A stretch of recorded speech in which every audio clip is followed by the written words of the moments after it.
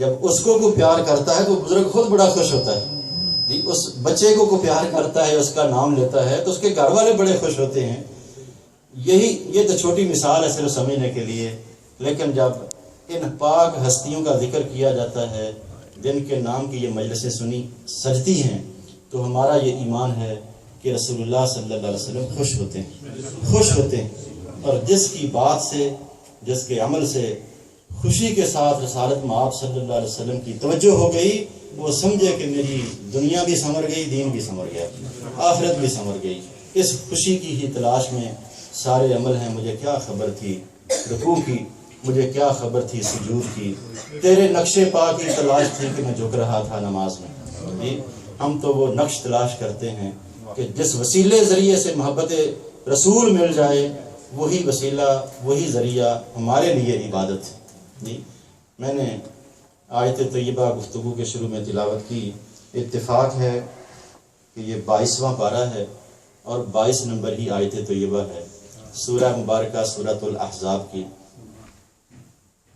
پوری آیت پڑھنی چاہیے. بعض کا ہوتا ہے وہ انا ما سے لوگ شروع کرتے ہیں، لیکن یہ پوری آیت ہے جہاں سے میں نے شروع کی. اس سے پہلے بھی آیات مبارکہ کا ایک طویل سلسلہ ہے اور بعد میں بھی. میری یہ گفتگو سنتے ہوئے میں بار بار یہ توجہ دلانا چاہوں گا آپ سے کہ وہ نہیں ہے جیسے کچھ امید ہو لوگوں کو. میں تو چاہتا ہوں کچھ ہم سمجھ سیکھ لیں ایک دوسرے سے. ویسے لفظ بولے جائیں جو کئی سال گزر گیا نا کہ یہ محرم الحرام کے جلسے کرتے ہوئے، تقریریں سنتے ہوئے، مناتے ہوئے. اب تو تبدیلی کی ضرورت ہے. سن کے جو کچھ ہم نے سیکھ لیا ہے، سن لیا ہے، اس پر کبھی نہ کبھی عمل کا وقت بھی آنا چاہیے. کبھی نہ کبھی اس کو اپنے دل میں بھی اتارنے کی کوشش کرنی چاہیے. اب تبدیلی کا وقت ہے. جیسے جیسے قبر قریب آتی ہے ویسے ویسے فکر زیادہ لگ جانی چاہیے. یہ ہر سال یہ محبت رسول اور محبت اہل بیت یہ دنوں کی محتاج نہیں ہے کہ صرف محرم الحرام کے یہ پہلے 5-10 دن اس ذکر کو اپنایا جائے یا ان محبتوں کا اظہار کیا جائے اور پھر اگلے سال محرم شریف کا انتظار کیا جائے. یہ تو پل پل سانس کے ساتھ چلتی ہے. جس کا سانس، آپ نے سنا غدیر خم کا واقعہ؟ قبلہ آپ لوگ بڑے خوش نصیب ہیں، آپ کے پاس ایک علمی، روحانی اور بڑی درویش صفت شخصیت ہیں علامہ کوکب نورانی صاحب. ان کا تو نام ہی بڑا نورانی ہے جی. وہ کوکب کا معنی بھی ستارہ ہوتا ہے، کوکب کا معنی بھی ستارہ ہوتا ہے اور ساتھ نورانی نسبت لگ جائے تو پھر وہ چمکتا ہوا ستارہ بھی ہے. اور جہاں سے یہ آئے ہیں فیض لے کر بارگاہ گنج بخش سے، وہ فیض بھی ادھر چلتا ہے. آپ تو خوش نصیب ہیں، آپ پر اللہ پاک نے خاص کرم کیا ہوا ہے. ابھی وہ فرما رہے تھے جی بڑا کرم ہے ستوانگر پہ کہ نعت شریف پڑھنے والے بہت لوگ ہیں. یہ کرم ایویں نہیں ہوتے جی، کسی کرم والے کی موجودگی کی وجہ سے کرم ہوتے ہیں. یہ ویسے نہیں ہوتے، کسی نہ کسی صحبت کی وجہ سے ہوتے. آپ کو اللہ کا شکر ادا کرنا چاہیے اس نعمت کے ملنے پر بھی. یہ بڑی نعمتیں ہیں، قدر کرنی چاہیے اس کی. وہ میں یہ عرض کر رہا تھا کہ غدیر خم کا واقعہ سنا ہوگا آپ نے، کسی نہ کسی جمعہ پہ آپ نے بیان فرمایا ہوگا کہ حج سے واپس تشریف لائے رسول اللہ صلی اللہ علیہ وسلم. کتنے حج کیے نبی کریم صلی اللہ علیہ وسلم؟ جن کو پتہ ہے انہوں نے بتا دیا، جنہیں نہیں پتا نا. کتنے حج کیے؟ ایک. اور عمرے کتنے کیے؟ 4 عمرے کیے رسول اللہ صلی اللہ علیہ وسلم نے، اور ایک حج زندگی مبارک میں ادا فرمایا ہے. وہ ایک عمرہ حج کے ساتھ تھا، باقی 3 عمرے اس سے پہلے وقتاً فوقتاً ہوئے، لیکن وہ سارے ماہ ذوالقعدہ میں ہوئے. ذوالقعدہ میں عمرہ شریف کیے ہیں 3 وقتاً فوقتاً، اور حج کے ساتھ ایک عمرہ ادا کیا تھا. تو یہ 4 عمرہ مبارک ہیں اور ایک حج. اس حج سے واپسی پر آپ تشریف لائے. 1 لاکھ کے قریب صحابہ کرام تھے ساتھ حج میں. 1,24,000 کے قریب نبی ہوئے ہیں، اور اتنے ہی صحابی ہیں رسول اللہ صلی اللہ علیہ وسلم. جتنے نبی دنیا میں ہوئے ہیں اتنے ہی صحابی ہوئے. ہر صحابی ایک نبی کی نمائندگی کرتا ہے سمت میں. ہر صحابی ایک نہ ایک نبی کی نمائندگی کرتا ہے سمت میں. 4 اولو العزم پیغمبر جن کو کتابیں ملی ہیں، اور 4 ہی صحابہ میں سے وہ بلند درجہ صحابی ہیں جو بلند رتبہ 313 رسول ہوئے ہیں. 313 رسول ہوئے ہیں نبیوں میں، اور 313 صحابہ تھے جو بدر میں تھے. اور جن کے بارے میں رسول اللہ صلی اللہ علیہ وسلم نے فرمایا کہ یہ بدر میں شامل ہونے والے صحابہ، اللہ پاک نے ان کو وہ درجہ دے دیا ہے، یہ ان رسولوں کے نقش قدم پر ہیں کہ یہ دنیا میں اب جو چاہیں کریں، قیامت والے دن اللہ تعالیٰ ان سے حساب نہیں لے گا۔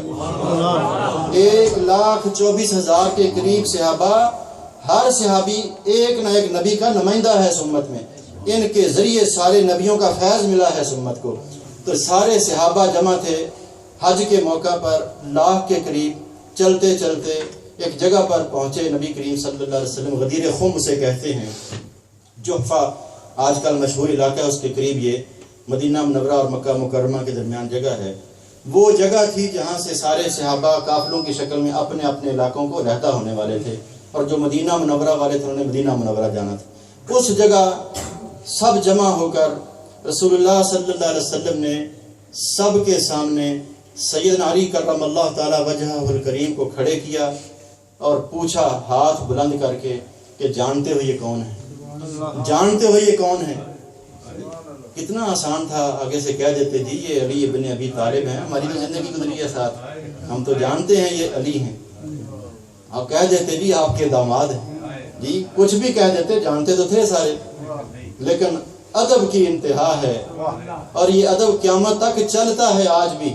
یہ علماء جو ہے نا جی، حدیث مبارکہ ہے کہ یہ انبیاء کی وراثت کے امین ہیں اس دنیا میں، علم نبی کی وراثت ہے جو منتقل ہوتا ہوا علماء کے ذریعے قیامت تک چلے گا۔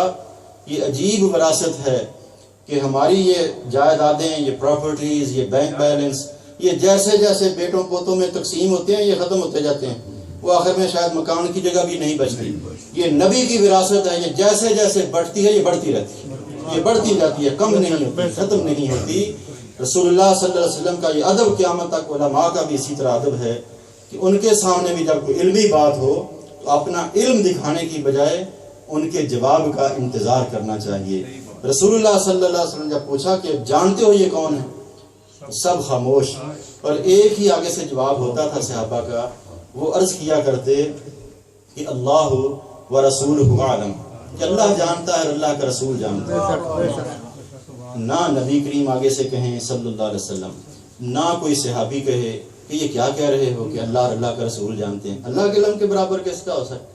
جو ان صحابہ کو نہ سمجھ آئی، آج کئی بد نصیبوں کو یہ شک پڑ گئے کہ اللہ کے ساتھ اللہ کے رسول کا ذکر کرو تو کیا ہو جاتا ہے، ہمارا ایمان بڑھ جاتا ہے، ان کا کیا ہو جاتا ہے، ان کا شرک ہو جاتا ہے۔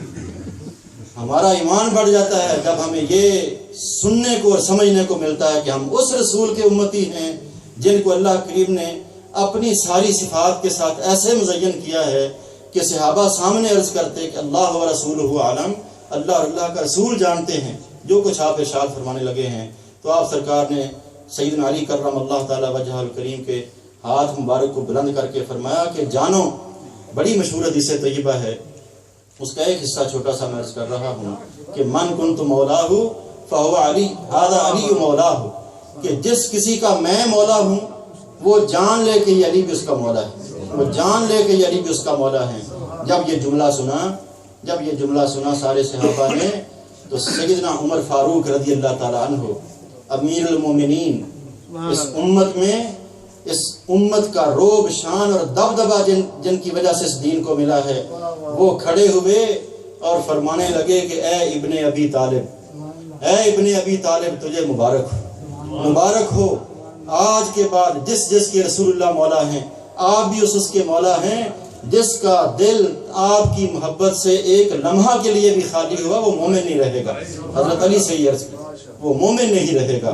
یہ حضرت عمر فاروق رضی اللہ تعالیٰ عنہ نے مبارک دی ان لفظوں کے ساتھ۔ اب پھر کبھی زندگی میں سے شک میں نہیں پڑنا کہ مولا علی کہنا جائز ہے کہ نہیں جائز۔ جی جب رسول اللہ نے فرمایا ہے کہ جس کا میں مولا ہوں اس کے علی مولا ہیں، تو پھر مولا علی کہنا یہ غلط نہیں، یہ رسول اللہ نے حکم لگا دیا ہے امت پر کہ جب مجھے اپنا مولا مانتے ہو تو علی کو بھی مولا ماننا۔ یہ علی مولا کہنا یا مولا علی کہنا یہ کوئی جرم نہیں ہے، یہ رسول اللہ صلی اللہ علیہ وسلم کا حکم ہے اور امت کو تعلیم ہے۔ یہ علی کسی خاص جماعت کے نہیں ہیں جو سمجھا جائے جی وہ محبتوں کے اظہار کرتے ہیں، شاید ہمارے نہیں، ہمارے تو مولا ہیں، مولا علی ہیں۔ اور پھر مولا کے بڑے معنی ہیں، وہ 60 کے قریب لفظ ولی کے معنی ہیں، 60 کے قریب، جن میں سے ایک مدد کرنے والا بھی، ایک معنی ہے مدد کرنے والا، تو پھر یہ یا علی مدد کہنا بھی کوئی جرم نہیں ہے، یہ مولا کا معنی ہے مدد کرنے والا، تو یا علی مدد بھی کوئی جرم نہیں ہے، یہ حدیث مبارکہ کو اس کا انکار نہیں کر سکتا۔